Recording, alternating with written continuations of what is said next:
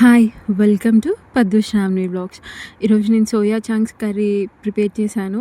So, చాలా యమ్మీగా వచ్చిందండి. మీరు కూడా డెఫినెట్‌గా ట్రై చేయండి. అండ్ దీని ప్రాసెస్ ఏంటో చూసేద్దాం. మనం ముందుగా స్టవ్ వెలిగించుకొని సోయా చంక్స్ బాయిల్ చేసుకోవడానికి కొన్ని వాటర్ హీట్ చేసుకోవాలండి.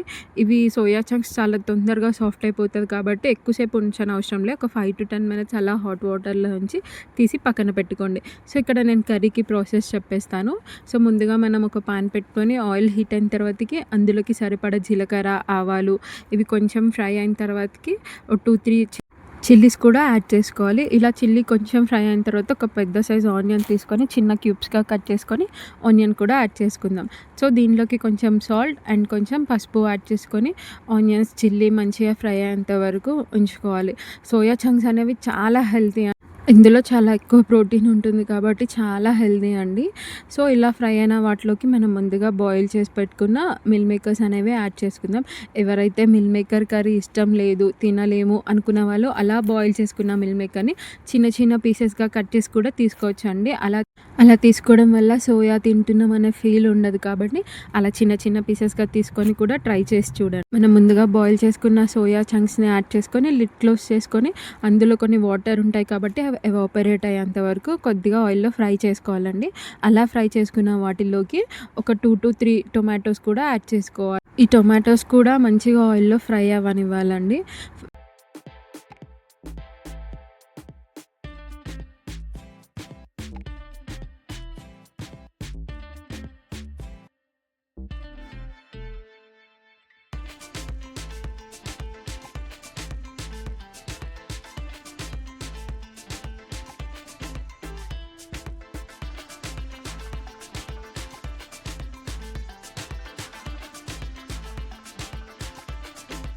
తర్వాతకి ఇప్పుడు మనం 2 టేబుల్ స్పూన్స్ ఆఫ్ కారం కూడా యాడ్ చేసుకుందామండి.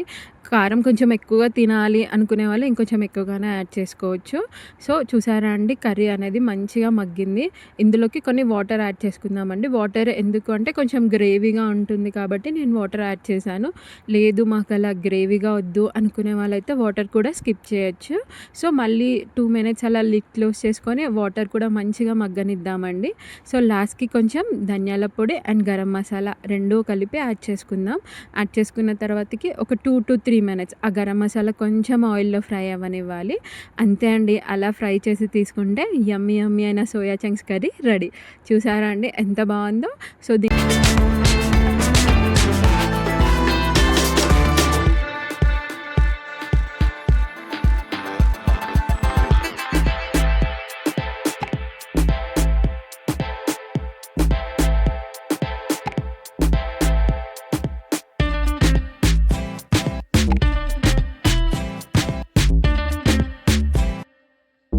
సో, అంతే అండి. యమ్మీ యమ్మీ అయిన సోయా చంక్స్ కర్రీ రెడీ.